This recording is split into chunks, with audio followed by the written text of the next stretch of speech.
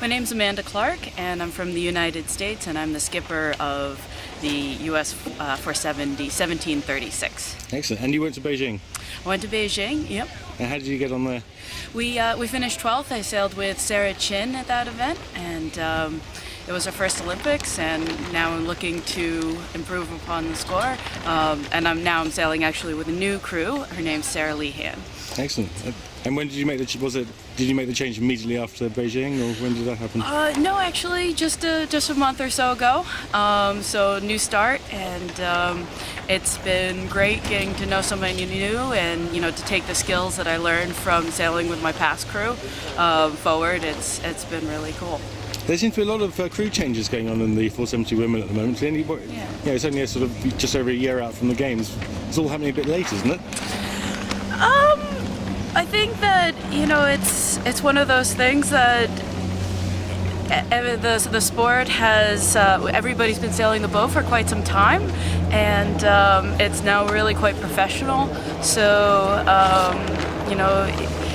it is a huge commitment, and everybody wants to give it 100%, and so it's important that you do give it 100%. Otherwise, it's not going to be fun, and you're not going to be successful. So I think that some people make personal decisions that are really important to keep their lives on track, and I think you have to. If you can continue campaigning, that's great. But it's most important that we enjoy this as well. Obviously, there's been a bit of a sort of change in regime at US Sailing. Obviously, you're getting a bit more support now from your federation. How has that helped you? The new US Sailing Team Alphagraphics it's a wonderful team to be part of. The team spirit is really built.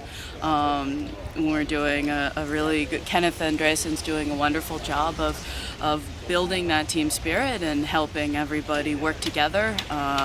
We have great women's 470 teams now that we're practicing with, and also we're working well with the men's teams. And in the past, everybody sort of worked separately, and I think that working together, we're moving forward much faster. So that's actually a pretty profound change, isn't it? It is, and it's good. We have such great talent in the States. It's important that we sail together. Yeah, so how does that actually work? Because, it's not a small country. Well, it works because, for the most part, we end up always in Europe. So it's the only time we sail in the U.S. it's really in Florida in the wintertime, and otherwise we're on the circuit with the other 470 sailors. So in the end, we're all gravitating to places like this, to Palma, Hyères, and Weymouth. If you weren't doing this, what would you be doing? Or is that a difficult question I shouldn't ask? Well, I really do enjoy boats. After the games, I took a year and worked for a wooden boat company called Wooden Boat Works out of Long Island, New York. And I would probably go back to something similar, but maybe a little bit more of racing wooden boats. I really like the classics. But I don't know. My degree is in studio art, but I don't see myself making pots anytime soon. So, yeah. I thought you'd have some more interesting graphics on your boat.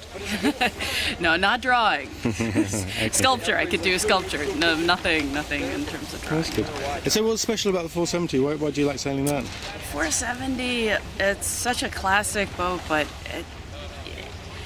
it's a mixture of strength and finesse. My background is actually in single-handed sailing. I sailed Optimist and then Europe dinghies, and then switched to 470s. And it's such a great technical boat that you learn so much about sailing and how to set up a sail, how to set up a mast, how to just make a boat go fast. And you pay your dues for a long time in the class, and there are a lot of really, really strong sailors that we're competing against, and it's just exciting racing. You never can take anything for granted.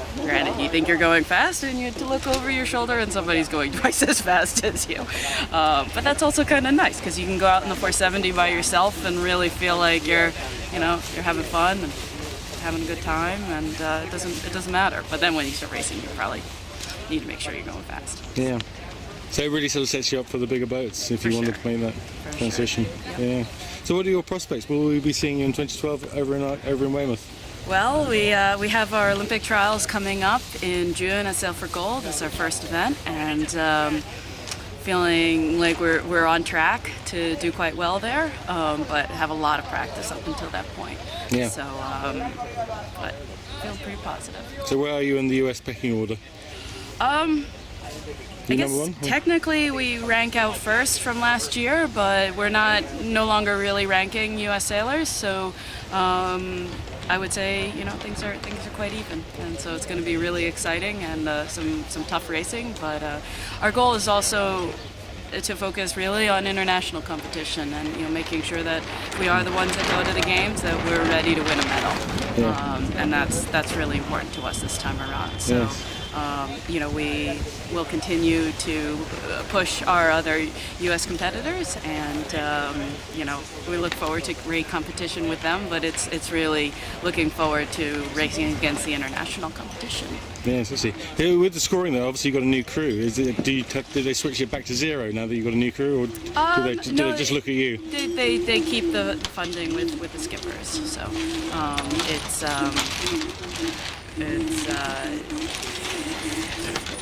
good. It's a good switch, I think.